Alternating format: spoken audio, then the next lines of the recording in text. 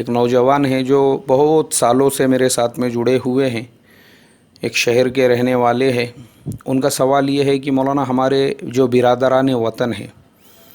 عید کے موقع پہ ہم اپنے گھروں پہ ان کو بلاتے ہیں، مٹھائی کھلاتے ہیں، شیرخرما پلاتے ہیں، تو کیا ہم اس کے اوپر اہدنا الصراط المستقیم پڑھ کر ان کو پلا سکتے کہ اہدنا الصراط المستقیم کی برکت سے کم ان کو ایمان کی توفیق مل جاوے؟ بھئی ہمارے جن نوجوان ساتھی نے یہ سوال پوچھا ہے، دیکھو اگر صرف پڑھ کر پھونکنے سے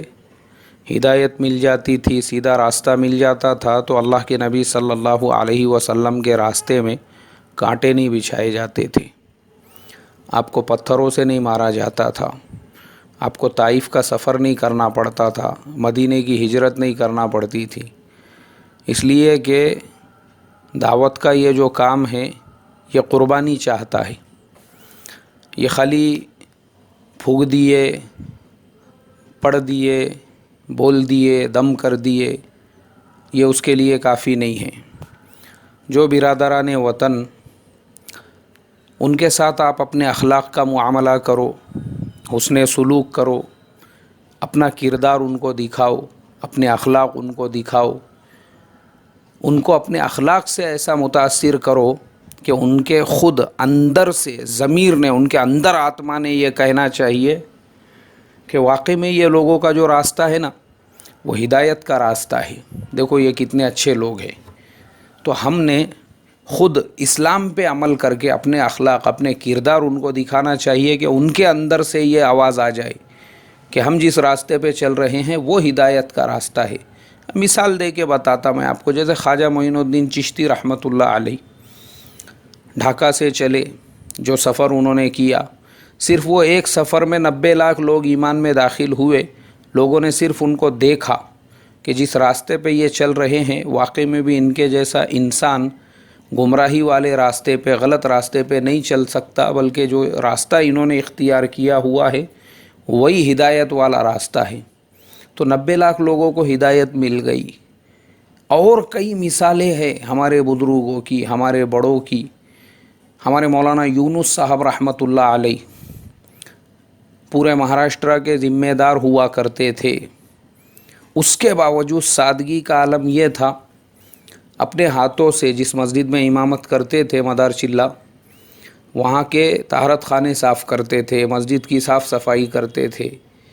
پھر غریبوں کے ساتھ میں، یہاں تک کہ جو برادران وطن ان کے ماتحتی میں کام کرتے تھے ان سے بھی ایسا آپ کا معاملہ تھا۔ ایک واقعہ لکھا ہوا ہے کہ شنکر نام کا ایک صاف صفائی کرنے والا وہیں پہ طہارت خانے بیت الخلا صاف کیا کرتا تھا، لیکن جب وہ یہ دیکھتا تھا کہ جو آدمی خود مسجد کا امام ہے، پورے مہاراشٹر کا ذمہ دار ہے، جس کو لوگ وقت کا قطب سمجھتے ہیں، جن کی بات سننے کے لیے، اب وہ تو ہم نے ہمارے بچپن میں دیوانگی دیکھی ہوئی ہے کہ مولانا کا خالی نحمدہ و نصلی علی سنتے ہی پبلک پورے بازار وغیرہ خالی کر کے پنڈال میں پہنچ جاتی تھی۔ میں گواہ ہوں بھیڑ کے اجتماع کا۔ بہرحال مجھے ابھی وہ سب ڈیٹیلز نہیں بتانے ہیں، پوری دنیا جانتی ہے کہ اللہ تبارک و تعالیٰ نے جو عزت، جو مقام، جو مرتبہ حضرت مولانا یونس صاحب کو عطا فرمایا تھا، لیکن آپ کی یہ سادگی دیکھ کر وہ جو بیچارہ تھا اس نے کہا کہ نہیں، ایسا انسان جس راستے پہ چل رہا ہے وہ گمراہی والا راستہ نہیں ہو سکتا، واقعی میں یہ اہدنا الصراط المستقیم ہے، ہدایت والا راستہ ہے۔ آج بھی وہ شنکر اسی پونا شہر کے اندر رہتا ہے، وہ اور اس کی پوری فیملی ایمان کے اندر داخل ہو گئی، مسلمان ہو گئے وہ لوگ سب۔ تو ہمارے جن نوجوان نے یہ سوال پوچھا ہے، میں ان سے یہی کہوں گا کہ خالی یہ دم مت کرو، بلکہ اپنے اخلاق بتاؤ، کردار بتاؤ۔ پھر ایک مجھے یاد آ گئی بات، ابھی شاید کل یا پرسوں میں نے پڑھا ٹویٹر کے اوپر، ایک انگریز عورت، اس نے اپنی خود کی کارگزاری پوسٹ کی۔ اس نے لکھا کہ میں مسلمانوں سے بہت نفرت کرتی تھی، تو میں نے کیا کیا، مسلمانوں، اسلام اور